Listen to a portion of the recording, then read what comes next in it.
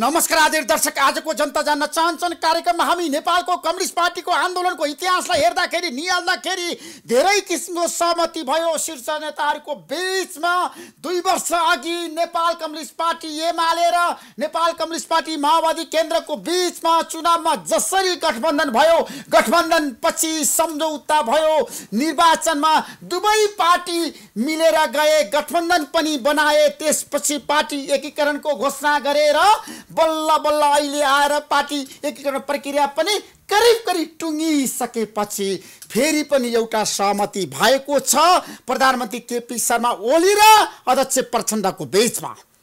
अब 5 वर्ष केपी शर्मा ओलीले सरकार चलाउने ढुक्कका साथ देशमा विकास समृद्धिको यात्रा सफल पार्नको लागि, राजनीतिक स्थायित्वको लागि प्रधानमन्त्री केपी शर्मा ओलीलाई 5 वर्षसम्म प्रचण्डले समर्थन गर्ने। त्यसपछिको कुरा गर्दाखेरि चुनावपछि के हुन्छ अहिले भन्न सकिँदैन। आज भएको सहमतिको कुरा गर्दाखेरि आजको सचिवालयको बैठकमा कार्यकारी अध्यक्ष प्रचण्ड बन्ने।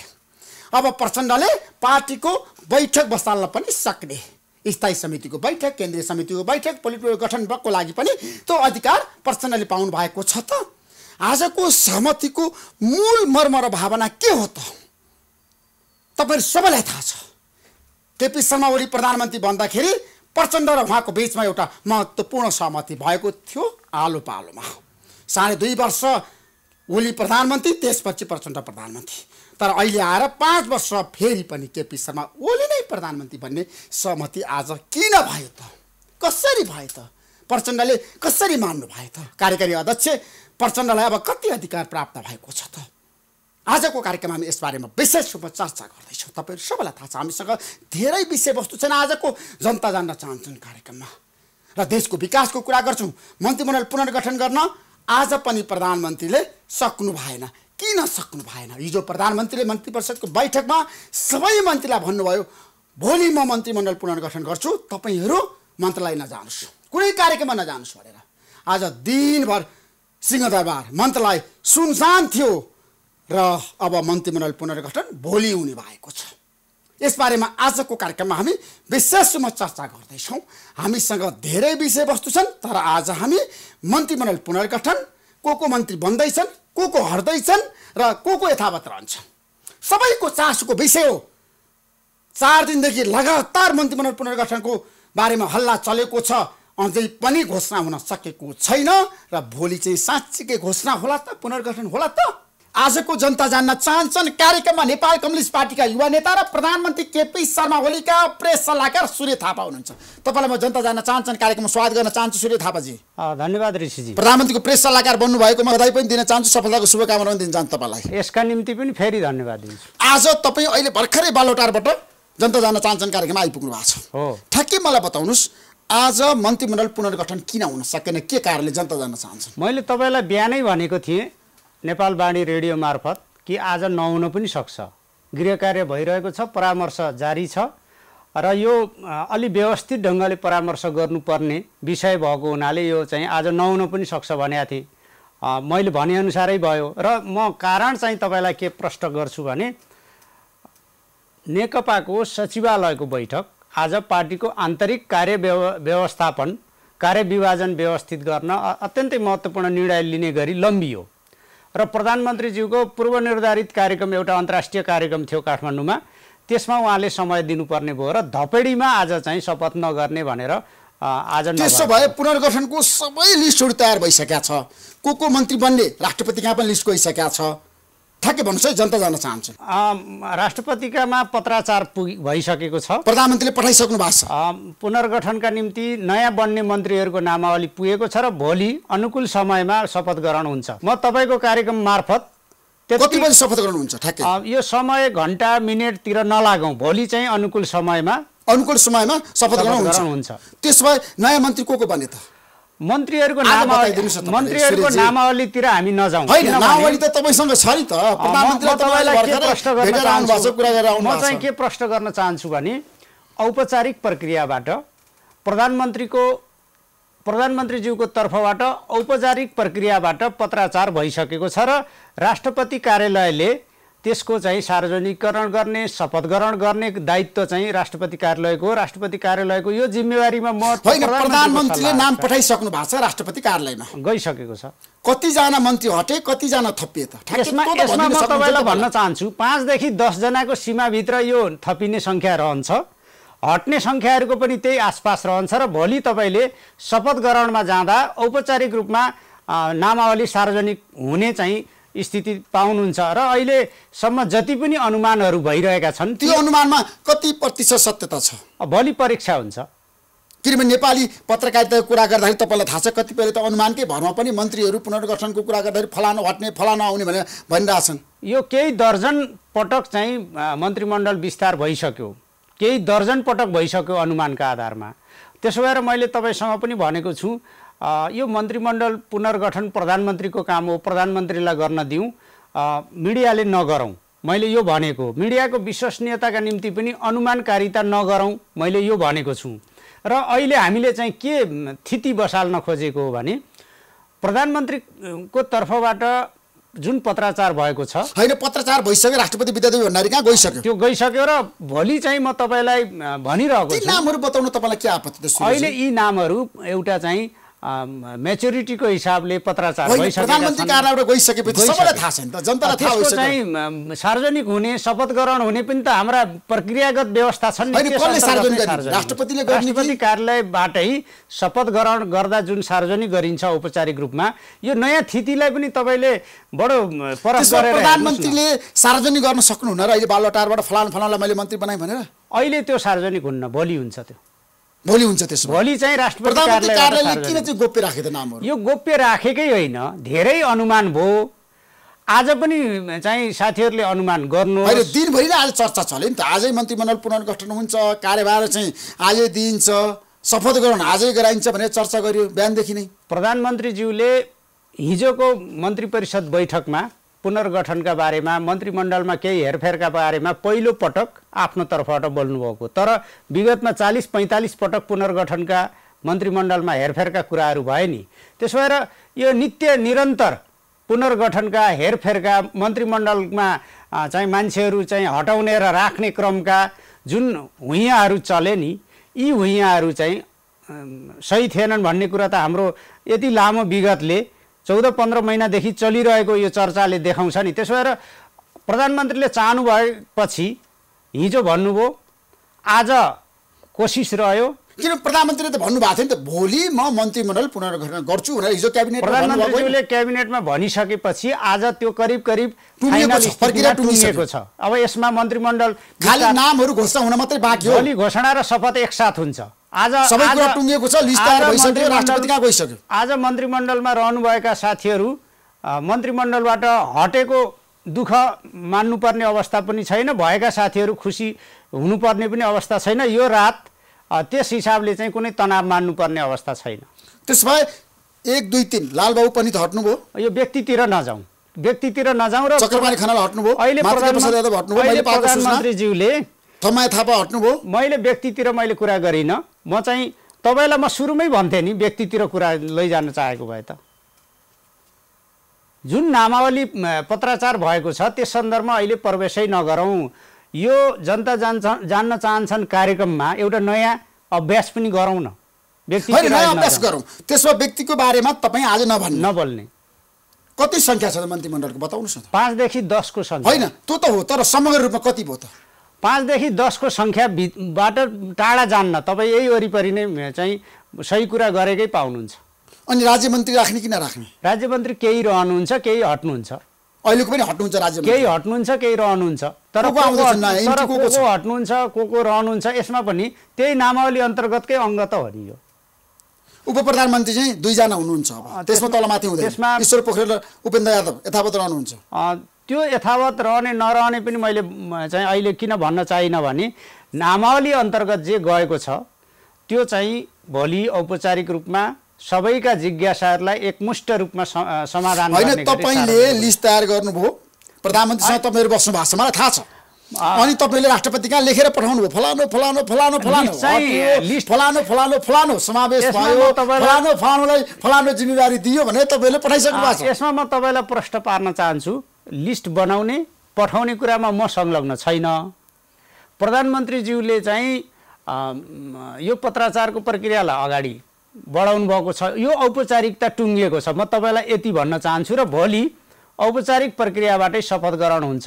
भोलि चाहिँ नामावलीका पछाडि धेरै कुद्नुपर्ने स्थिति आउन्न। भोलि चाहिँ यो सरकारको मा हेरफेर हुने मन्त्रीहरूको शपथ ग्रहण भोलि हुन्छ। यो चाहिँ ढुक्कसँग म तपाईँलाई भन्न चाहन्छु। त्यसो रौगिर महासेठ मन्त्री बन्ने सम्भावना छ कि छैन? रहने सम्भावना बारेमा नजाउँ। उहाँ चाहिँ अब जानी हुनु भएन, विदाई गर्नको लागि मन्त्रालयमा कार्यक्रम गरे भएन। आज राति नगरौँ, भोलि चाहिँ भइसकेपछि त मन्त्री पद चाहिँ हट्ने निश्चित भयो। व्यक्तिका बारेमा मैले भनिनँ। उहाँहरू चाहिँ को हट्नुहुन्छ को रहनुहुन्छ भन्ने बारेमा आज मैले तपाईँलाई यतिखेर कुरा गरिरहँदा किन भन्न चाहिनँ भने मैले हामीले जुन स्थितिका आधारमा मन्त्रीमण्डलमा हेरफेर गर्ने कुरा चाहिँ भएको छ भनेका छौँ, त्यसको परीक्षण गरौँ न यसपालि।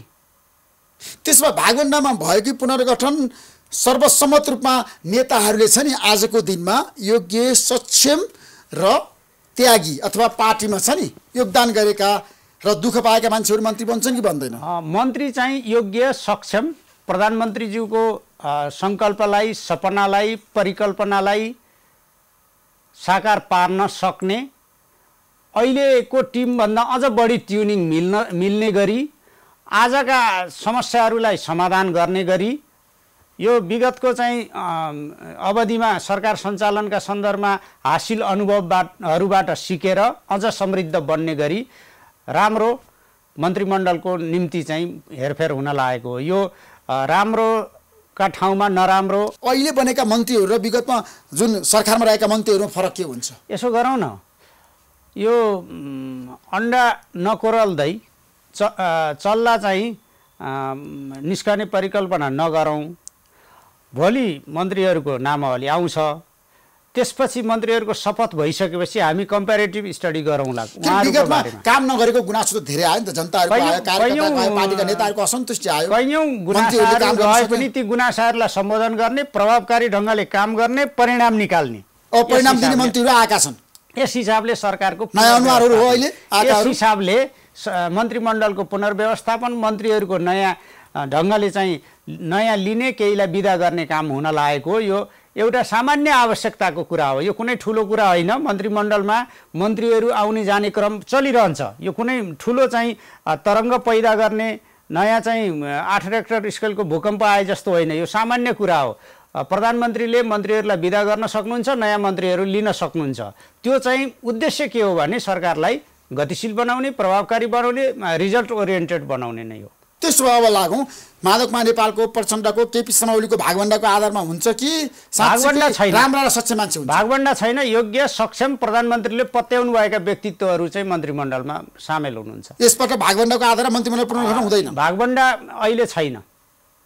नेपाल कम्युनिस्ट पार्टीको नेताहरूको नेतृत्व तहको कोर लिडरसिपको आपसी परामर्श, छलफल, समझदारीका आधारमा मेरो र तेरो नभनिकन प्रधानमन्त्रीज्यूले विश्वास गरेका व्यक्तित्वहरू मन्त्रीमण्डलमा नयाँ सामेल हुनुहुन्छ। केही पुराना समझदारीमै फेरि विदाई गर्ने हो। उहाँहरू मन्त्रीको जिम्मेवारीबाट अर्को जिम्मेवारीमा, पार्टीको अरू जिम्मेवारीमा रहने हो। फेरि उहाँहरूलाई अयोग्य भएको, काम गर्न नसकेको यस्तो कुनै आरोप दोषारोपण होइन नि त। यो त सामान्य प्रक्रिया हो। तर काम गर्न नसकेर हटाइएपछि अयोग्य होइन। व्यक्तिका हकमा त्यसरी होइन। अहिले उहाँहरूभन्दा अरू प्रभावकारी हुन सक्नुहुन्छ भन्ने एउटा अनुमान, एउटा त्यो विश्लेषण, एउटा त्यो चाहिँ चाहनाको अभिव्यक्ति हो यो। त्यसो भए अब लागौँ, आज तपाईँहरूले बालुवाटारमा नेपाल कम्युनिस्ट पार्टीको सचिवालयको बैठक बसेर केपी शर्मा ओली 5 वर्षको प्रधानमन्त्री भनेर क्लियर गर्नुभयो र कार्यकारी अधिकार चाहिँ तपाईँहरूले प्रचण्डलाई पार्टी हाँक्ने जिम्मेवारी किन दिनुभयो भन्नुहोस् त? तपाईँले एउटा समझदारीका बारेमा हाम्रो अध्यक्ष कमरेड पुष्पकमल दाहाल प्रचण्डसँग तपाईँकै कार्यक्रममा जनता जान्न चाहन्छन् कार्यक्रम उहाँले बोल्नु भएको थियो। जेठ 15 गते उहाँले म बिचमा प्रधानमन्त्री हुन पर्छ भन्ने पनि छैन, केही न केही नयाँ केही गरौँ भन्ने हो भन्नुभएको थियो। आज पार्टीले त्यही गरेछ। के गरे आज पार्टी? आज पार्टीले नम्बर 1 चुनावमा जनताका बिचमा जाँदा हामी 5 वर्ष स्थिर सरकार दिन्छौँ, देशमा स्थायित्वको चाहिँ प्रत्याभूति गर्छौँ अहिलेसम्म इतिहासमा 7 सालदेखि यता कुनै सरकार 5 वर्ष चलेनन्। नेपाल कम्युनिस्ट पार्टीले 5 वर्ष सरकार सञ्चालनको चाहिँ सुनिश्चितता गर्छ, त्यो प्रत्याभूति गर्छ र भन्ने प्रतिबद्धता व्यक्त गरिएको थियो। त्यसलाई सम्बोधन गर्ने गरी जनतामा स्थिरताको सन्देश दिनका निम्ति प्रधानमन्त्री केपी शर्मा ओलीज्यूको नेतृत्वको सरकार, उहाँको नेतृत्व 5 वर्ष सरकारमा निरन्तर रहने, प्रतिनिधि सभाको बाँकी अवधि यही नेतृत्वले मुलुक सञ्चालन गर्ने भन्ने एउटा महत्त्वपूर्ण निर्णय भएको छ। यसले आलो पालो वा समान अवधि भन्ने विगतमा जुन सहमति भएको भनिएको थियो, त्यो सहमति आजदेखि खारेज भएको छ, त्यसको औचित्य समाप्त भएको छ। नम्बर 1। नम्बर 2, पार्टीका दुवैजना अध्यक्षहरूको वरियता क्रम। नम्बर 1 केपी शर्मा ओली, नम्बर 2 पुष्पकमल दाहाल प्रचण्ड हुने हिजोको चाहिँ जे कायम छ त्यही सहमतिको निरन्तरता भएको छ। नम्बर 3 पार्टीको बैठकहरूको अध्यक्षता दुवैजना अध्यक्षहरूले गर्ने र बढी चाहिँ खास गरी आम रूपमा अध्यक्ष पुष्पकमल दाहाल प्रचण्डले गर्ने भनिएको छ। नम्बर 4 प्रधानमन्त्री केपी शर्मा ओलीले सरकारको नेतृत्व गरेर सरकार सञ्चालनमा बढी ध्यान केन्द्रित गर्ने र अध्यक्ष पुष्पकमल दाहाल प्रचण्डले पार्टी सञ्चालनको काममा बढी ध्यान केन्द्रित गर्ने र पार्टी सञ्चालन गर्ने कुरामा सहमति भएको छ। पार्टीलाई कमिटी प्रणाली, पार्टी पद्धति र पार्टी जीवनलाई व्यवस्थित गरेर संस्थागत रूपमा सञ्चालन गर्ने कुरामा समझदारी भएको छ। ल यति समझदारी भइसकेपछि के समझदारी भयो, के निर्णय भयो भन्ने तपाईँ आफै विश्लेषण तर अन्यलता अन्त्य गर्नको लागि आज बालोटारमा एउटा सहमति भयो। किन भन्दाखेरि तपाईलाई थाहा छ सहमति होइन, बारम्बार भन्नुभएको आलो पालोमा सहमति भएको छ। यो सहमति होइन, फेरि पनि प्रधानमन्त्री बन्न सक्छु केपी शर्मा ओली पछि भने उहाँले भन्नुभएको आजको सहमति होइन। हिजो दुईटा पार्टीका अध्यक्षका बीचमा नेकपा एमालेका अध्यक्षका रूपमा कमरेड केपी शर्मा ओली र नेकपा माओवादी केन्द्रको अध्यक्षका रूपमा पुष्पकमल दाहाल प्रचण्ड, कमरेड पुष्पकमल दाहाल प्रचण्ड बीच सहमति भएको, दुईवटा पार्टीको दुईवटा मनोविज्ञानलाई, दुईवटा मनोदशालाई, दुईवटा आकांक्षाहरूलाई सम्बोधन गर्ने गरी त्यो सहमति आन्तरिक रूपमा भएको थियो, त्यो सार्वजनिक भयो।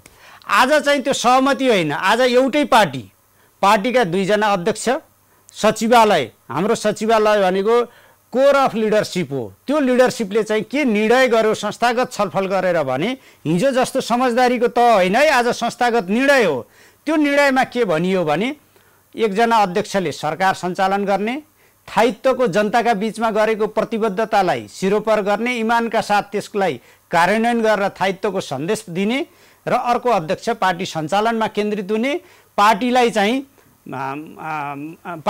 संस्थागत ढङ्गले सञ्चालन गर्ने, पार्टीले सरकारका कामहरूलाई चाहिँ ब्याकिङ गर्ने, सरकारलाई ब्याकिङ गर्ने, सरकारलाई सफल पार्ने, पार्टीलाई कमिटी पद्धति अनुसार सञ्चालन गर्ने, आम रूपमा चाहिँ अलि बढी केन्द्रित हुने भएको हुनाले अध्यक्षता कमरेड पुष्पकमल दाहाल प्रचण्डले गर्ने, वरियता उही अहिले विद्यमान वरियता नै नम्बर 1 र नम्बर 2 कायम हुने र दुवै अध्यक्षले बैठकको अध्यक्षता गर्ने भनिएको छ। र सरकार सञ्चालनका सन्दर्भमा केपी शर्मा ओलीले मात्रै बैठकको अध्यक्षता गर्नुहुन्थ्यो, अब चाहिँ प्रचण्ड र ओली मिलेर दुवैले गर्ने, अध्यक्षता गर्ने, दुवैले गर्ने। कुनै बैठकमा अध्यक्ष प्रचण्डले पनि अध्यक्षता गर्न सक्नुहुने भयो, बढी उहाँले गर्ने भनिएको छ। त्यो भनेको सरकार सञ्चालनका धपेडी दौडधुप अरू व्यस्तताहरूले अध्यक्ष चाहिँ केपी शर्मा ओली कमरेड चाहिँ बैठकमा जान नसक्दा पनि उहाँले बैठकको अध्यक्षता उहाँसँग सल्लाह गरेर गर्न सक्ने हुनु। स्थायी समितिको बैठक डाक्नको लागि अब प्रचण्डलाई कुनै समस्या आउँछ आउँदैन? दुईजना नेताहरूले सल्लाह गरेर गर्नुहुन्छ। यो अध्यक्षता स्थायी समितिको बैठकमा दुवै अध्यक्ष यदि उपस्थित हुन सक्नु भएन, प्रचण्डले मात्रै बैठक सञ्चालन गर्न सक्नुहुन्छ? दुवैजना अध्यक्षले समझदारी गरेर बैठक बोलाउँदा अध्यक्ष पुष्पकमल दाहाल प्रचण्डले एक्लै अध्यक्षता गर्न पनि सक्नुहुन्छ। तर यी सबै कामहरू बैठकमा प्रधानमन्त्री जानु भएन भने पनि कुनै किसिमको निर्णय गर्न भएन। तर ती सबै कुराहरू मूलतः दुईजना अध्यक्ष बीचको समझदारी, समन्वय र चाहिँ त्यस खालको चाहिँ एउटा पारस्परिक विश्वासमा आधारित भएर नै हुन्छ। त्यसमा केन्द्रीय समितिको बैठक राख्नको लागि पनि कुनै समस्या हुँदैन। अब पार्टीका बैठकहरू आम रूपमा अहिलेसम्म त पार्टीको बैठक बस्न सकेका छैन। पार्टीका बैठकहरू आम रूपमा भनेपछि सचिवालय, थाई कमिटी, केन्द्रीय कमिटी अनि राष्ट्रिय परिषदसम्म हुन्छ। पोलिट ब्युरो गठनको विषय अहिले चाहिँ कुनै कार्यान्वयनमा आएको छैन, त्यो एजेन्डामा विचाराधीन छ, अहिले त्यसमा निर्णय भएको छैन। त्यसमा पूर्ण रूपमा कार्यकारी अध्यक्ष चाहिँ अब प्रचण्ड हुनुभयो आजबाट। कार्यकारी अध्यक्ष दुवै रहनुभयो। कार्यकारी अध्यक्षहरूमध्ये पनि अध्यक्षता उहाँले गर्दाखेरि पनि पार्टीको विधान पद्धति अनुसार पार्टीकै हितमा काम गर्ने, दुवै अध्यक्षले अध्यक्षता गर्ने, आम रूपमा चाहिँ अध्यक्ष प्रचण्डले गर्ने, प्रधानमन्त्री अध्यक्ष केपी शर्मा ओलीले प्रधानमन्त्रीको जिम्मेवारी सञ्चालन गर्ने, कार्य विभाजनलाई यस ढङ्गले व्यवस्थित गरिएको, यसलाई कार्यकारी अध्यक्ष कार्यकारी सर्वशक्तिमान अध्यक्ष केपी शर्मा ओली कि प्रचण्ड ठ्याक्कै भन्नुस् न। हैन, यसमा सर्वशक्तिमानको कुरै छैन। यसमा सल्लाह, सहमति, समझदारी र पारस्परिक विश्वासमा पार्टीलाई समझदारीमा सञ्चालन गर्ने हो। त्यसो गर्दा दुवैले अध्यक्षता पनि गर्न सक्ने, एकजनाले अध्यक्षता पनि गर्न सक्ने, बढी आम रूपमा अध्यक्षता कमरेड पुष्पकमल दाहाल प्रचण्डले गर्ने, प्रधानमन्त्री 5 वर्षसम्म निरन्तर अखण्डित रूपमा चाहिँ केपी शर्मा ओलीले सञ्चालन गर्ने, केपी शर्मा ओलीको नेतृत्वमा 5 वर्ष सरकार जाने। अब बीचमा कुनै किसिमको परिवर्तन हुँदैन, नहुने। यो चाहिँ यो समझदारी यही हो, आजको निर्णय यही हो। तर आलो पालोको कुरा गर्दाखेरि आजबाट त्यो खारेज भयो। अब प्रचण्डले म प्रधानमन्त्री बन्छु भनेर भन्ने दिन गयो। अब त्यसका निम्ति हिजोका समझदारीका आधारमा कुरा गर्ने दिन गए, किनभने उहाँले जनताका बीचमा पार्टीले हिजो गठबन्धनले प्रस्तुत गरेका प्रतिबद्धताहरूलाई स्मरण गरेर स्थिरताको सन्देश दिनका निम्ति यो नयाँ निर्णय गरिएको छ र उहाँले यो निर्णयलाई चाहिँ पार्टीको निर्णयका रूपमा अगाडि बढाउनु भएको छ। यो कागजी सहमति मात्रै हो कि साँच्चीकै संस्थागत निर्णय, सचिवालयको निर्णय किसिमको सहमति हुन्छ? सूर्यजी तपाईँ त नेपाल कम्युनिस्ट पार्टीमा छ नि, राजनीति गरेर आएको युवा नेता पनि हुनुहुन्छ, सहमति हुन्छ कार्यान्वयन हुँदैन, कागज तपाईहरु लेख्नुहुन्छ तर व्यवहारमा उतार्न सकिदैन। यो त पार्टीको संस्थागत निर्णय, संस्थागत निर्णय कार्यान्वयन हुन्छ। अब यो कार्यान्वयन हुन्छ, भोलिदेखि नै आजैदेखि कार्यान्वयनमा यो अगाडि बढिसक्यो। यो त कार्यान्वयन प्रक्रियामा अगाडि बढिसक्यो। त्यसभए प्रचण्डलाई प्रधानमन्त्री हुनबाट रोक्नको लागि केपी शर्मा ओली सफल हुनुभयो। यो रोक्नका लागि होइन, पार्टीमा जुन अविश्वास बढाउने कोसिस भएको थियो, दुईजना अध्यक्षलाई लडाएर आफ्ना स्वार्थका रोटी सेक्ने कोसिस भएका थिए, ती कोसिसहरू आजदेखि अर्थहीन भएका छन्। दुवैजना अध्यक्षले र सिंह सचिवालयको नेतृत्व, हाम्रो त नेतृत्व पुञ्ज त्यही हो नि त। सचिवालय भनेको हाम्रो कोर अफ लिडरसिप हो।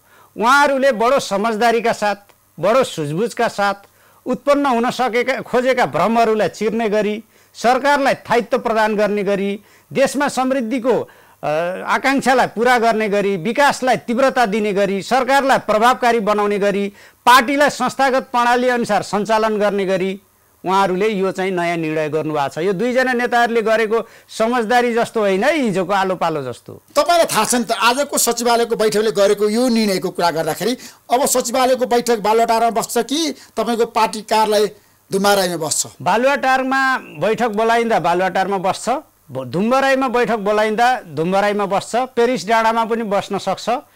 पार्टीका बैठकहरूका सन्दर्भमा थान विशेषको कुरा भन्दा पनि अहिले त बालुवाटारमा प्रधानमन्त्रीज्यूको व्यस्तता, उहाँको कतिपय बेलाको स्वास्थ्य स्थिति सबैलाई मध्यनजर गरेर त्यहाँ अनुकूलताका हिसाबले त्यहाँ बसेको, धुम्बाराईमा पनि बस्दै आएको हो। त्यसो भएर यो स्थानको कुनै धेरै बहस र विवाद। सचिवालयको बैठकको अध्यक्षता कसले गर्ने? दुवैले गर्ने। आलो पालो होइन, दुवैले एकसाथ गर्ने। कमरेड प्रचण्डले एक्लै पनि गर्न सक्ने भनेपछि एक्लै पनि बैठक समझदारीमा बोलाउन सक्ने। अब सचिवालयको बैठक बोलाउनको लागि प्रचण्डले अधिकार पाउनु भयो, समझदारी गरेर, सल्लाह गरेर, अध्यक्ष केपी ओलीसँग पनि सल्लाह गरेर उहाँले चाहिँ बैठक बोलाउन सक्नुहुने। वान म्यान वान पोस्टको अवधारणामा गएको नेपाल कम्युनिस्ट पार्टी अब वान म्यान वान पोस्ट मापदण्डमा अगाडि बढेको होइन। जिम्मेवारीलाई अलि बढी स्पेसिफिक जवाफदेही बनाउन खोजिएको। माधव नेपालले भनिरहनु भएको थियो नि त विगतमा, होइन उहाँका प्रधानमन्त्री भएको व्यक्ति पार्टी अध्यक्ष नबनाऊ, पार्टी अध्यक्ष भएको व्यक्ति प्रधानमन्त्री नबनाऊ भने निरपेक्ष रूपमा त्यस्तो त कसरी भयो र? दुईजना अध्यक्ष रहने, आजको वरियता कायम रहने, दुवैजनाले अध्यक्षता गर्ने, अनि बढी आम रूपमा चाहिँ अध्यक्ष प्रचण्डले गर्ने, पार्टी सञ्चालनमा अलि बढी उहाँ केन्द्रित हुने, पार्टी सञ्चालनको चाहिँ त्यो कमान्ड सम्हाल्ने गरी उहाँले चाहिँ आफ्नो भूमिकालाई केन्द्रित गर्ने, सरकार सञ्चालनका सन्दर्भमा कुनै किसिमको चाहिँ अब अस्थिरताको कुरा नहुने, यो सरकार 5 वर्ष प्रतिनिधि सभाको बाँकी अवधि पुरा चल्ने, यसले चाहिँ जनताका बीचमा गरेका प्रतिबद्धताहरू पुरा गर्ने, यो त बडो सफा तस्बिर छ नि। तर जनताको बीचमा तपाईँहरूले 2 वर्ष अगाडि जुन किसिमको बाचा गर्नुभएको थियो त्यो बाचा पुरा भएको छैन रहेछ। ती बाचाहरू पुरा गर्नका लागि नै यो सबै भएको छ र केही कुराहरू भएका छन्। म तपाईँलाई प्रश्न भन्छु है, म तपाईँलाई भन्छु यो सरकारका कुनै कदमले, कुनै निर्णयले जनताको शिर निहुरिने, त्यो खालको काम भएको छैन, कुनै गलत निर्णय भएको छैन। इफेक्टिभ बनाउने, प्रभावकारी कार्य सम्पादन गर्ने र रिजल्ट निकाल्ने कुरामा कतिपय लय तालहरू निकाल्नका निम्ति नै यो मन्त्री परिषद हेरफेर लगायतका कुराहरू भएका छन् नि। प्रधानमन्त्रीको सचिवालयमा हेरफेर, मन्त्री परिषद हेरफेर, कार्य सम्पादनमा नयाँ स्पिरिटको यसले रक्त सञ्चार आउँछ कार्यकर्तामा, नेताहरूमा, ढङ्गले चाहिँ जनताहरूमा त्यो ढङ्गले नयाँ सन्तुष्टिको सम्भावना छ। त्यो ढङ्गले नयाँ शैली, नयाँ सन्देश, नयाँ टिम स्पिरिट, नयाँ चाहिँ त्यो ढङ्गको हुटुटी सहित आफ्ना सार्वजनिक प्रतिबद्धताहरू कार्यान्वयन गर्न प्रधानमन्त्रीज्यू त्यो नेतृत्व, त्यो दृढताका साथ अगाडि बढिरहनु भएको छ। तर केपी शर्मा ओलीको 21 महिने कार्यकालमा नेपाली कांग्रेसले गम्भीर आरोप लगायो 21 वटा असफलता, जताततै काण्डै काण्ड। तपाईँले पढ्नु भएन कांग्रेसको असफलता सरकारमाथि? मैले सायद बिहान पनि भने तपाईँसँग, चुनाव हुँदैछ, 1 प्रतिनिधि सभा, सङ्घीय प्रतिनिधि सभा, 3 प्रदेश सभा र 52वटा वडाहरू केही गाउँपालिकाका अध्यक्ष उपाध्यक्ष सहित हुँदैछ। त्यसलाई मध्यनजर गरेर यो 21 बुँदाको एउटा चाहिँ उहाँहरूले त्यो एउटा चुनावी ट्याक्टिक्स अपनाउनु भएको, तर जनता यसको भ्रममा पर्दैनन्। चुनावको मुखमा उहाँहरूले जे सार्वजनिक गर्नुभएको छ, सुन तस्करीको चाहिँ मुहान कसले बन्द गरेको, यही सरकारले बन्द गरेको, वाइट बडीको चाहिँ कथा व्यथा तपाईँलाई थाहा छँदैछ। वाइट बडी ल्याउने कुरा चाहिँ पर्यटन मन्त्री हुँदा वाइट बडीको कुरा भएको थियो, त्यसमै जग जाहेर छ। बालुवाटारको प्रकरण चाहिँ कसले, त्यो जग्गा प्रकरण कसका पालामा भएको थियो, त्यसको छानबिन कमिटी कुन सरकारले बनाएको भन्दा यही कमरेड केपी शर्मा ओली नेतृत्वको सरकारले नै बनाएको र त्रिताल आयोगले, त्रिताल समितिले त्यो सारा चिज सार्वजनिक गरिसकेपछि अरू पछि लागेको स्थिति हो। नेपाली कांग्रेसले, प्रमुख प्रतिपक्षले, नेपालका सञ्चार माध्यमले सम्म पनि म भन्न चाहन्छु त्यसको उत्खनन गरेर, खोजी गरेर सार्वजनिक गरेको होइन। त्यसबाट म भन्न के चाहन्छु भने कैयौँ कामहरू, कानुन निर्माणको फाउन्डेसन तयार गर्ने काम सरकारले गरिसकेको छ, अरू पूर्वाधारका निम्ति तयारीका कामहरू यसले अगाडि बढाएको छ। कैयौँ चिजहरू चाहिँ यसले गतिका साथ अगाडि बढाउनु पर्ने थियो। संघीयता चाहिँ हावामा उडिरहेको अवस्था थियो, खुट्टाले टेकाउने काम, खास गरी प्रदेशहरूको चाहिँ सञ्चालनका सन्दर्भमा कानुनी, संरचनागत, बजेट लगायतका कामहरू यही सरकारले गरेर अब चाहिँ हिँड्न थाले। अब सुन्नु, अस्तव्यस्त छ, भने जस्तो अस्तव्यस्त छैन, धेरै नकारात्मक तस्बिरको चाहिँ धेरै कुरा गर्न सकिएको छैन। कति भ्रष्टाचारीहरू जेल परे यो बिचमा, त्यसको लेखाजोखा गर्नुभएको छ। अख्तियारका आयुक्त यही सरकारको पालामा चाहिँ पक्राउ परेका होइनन्। अरू भ्रष्टाचारका कैयौँ मुद्दाहरू हेर्नुहोस् न, चाहे इटाभट्टामा मानिसहरू पोलिएको घटनाको, जिउँदा मानिसहरू पोलेर खरानी पारिएको घटनाको अभियुक्तहरू जेल कसका कारणले गए? सभामुखलाई जुन चाहिँ मुद्दा लाग्यो, जुन आरोप लाग्यो, फौजदारी अभियोग लाग्यो, सभामुखसम्म यो सरकारका पालामा पूर्वपक्षका लागि अहिले चाहिँ के अरे जेल चलान हुनुभएको छ, सदरखोर डिली बजार चलान हुनुभएको छ। सांसद अफ्ताब आलम 12 वर्ष अगाडिको चाहिँ घटनामा आज अदालतले चाहिँ जेल चलान गरिसकेको छ। यस्ता धेरै दृश्यहरू घटनाहरू धेरै छन्। सुरेश, आजको कार्यक्रममा एउटा निष्कर्ष के दिउँ भन्दाखेरि संवैधानिक परिषदको कुरा गर्दाखेरि 6 जना हुनुहुन्छ। हजुर, तर तपाईहरु अध्यादेश ल्याउँदै हुनुहुन्छ हो। किन भन्नु, अध्यादेश किन चाहियो? अब बहुमतको आधारमा नियुक्ति गर्ने। यसमा तपाईलाई म तस्बिर बताउँछु है। संवैधानिक परिषदको बैठक निकै लामो समयदेखि बस्न सकेको छैन। त्यसमा चाहिँ के व्यवस्था छ भने 6 जना मध्ये बहुमतका लागि 5 जना उपस्थित हुनुपर्ने। अहिले सभामुख हुनुहुन्न 5 जना। एक दिन प्रमुख प्रतिपक्षका नेता अनुपस्थित हुनुभयो भने 4 जना। यो त बैठक कहिल्यै बस्न नसक्ने भयो। संवैधानिक आयोगहरू, त्यसका सदस्यहरू, आयोगका कतिपय प्रमुखहरू, कति सदस्यहरूको स्थिति चाहिँ अहिले रिक्त अवस्थामा छ, अख्तियारदेखि धेरै ठाउँमा छ।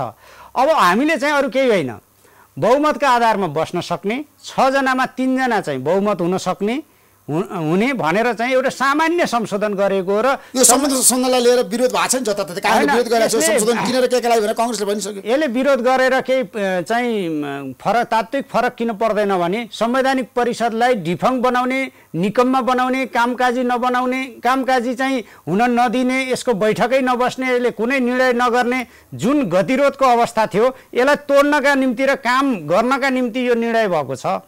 यो चाहिँ अध्यादेश जारी भइसकेपछि संवैधानिक परिषदको बैठक बस्छ। त्यहाँ प्रमुख प्रतिपक्षका नेताको आफ्नो हैसियत छ।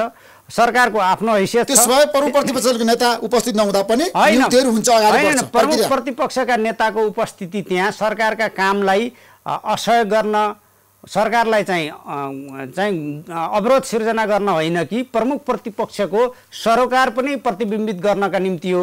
तर बैठकै बस्न नसक्ने अवस्था त 4 पटक 5 पटक प्रधानमन्त्री भइसक्नु भएको प्रमुख प्रतिपक्षका नेता शेरबहादुर देउवाले पनि भित्र मनन गर्नुभएको विषय हो नि त। बैठक त बस्न पर्यो नि।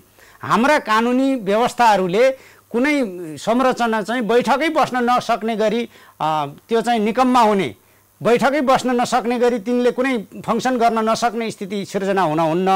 त्यसलाई सामान्य सरलीकृत गरिएको मात्र हो। थ्याङ्क यू सो मच सुरेशजी, धन्यवाद। महत्त्वपूर्ण समय दिनुभयो। तपाईँलाई धेरै धेरै धन्यवाद दिन चाहन्छु।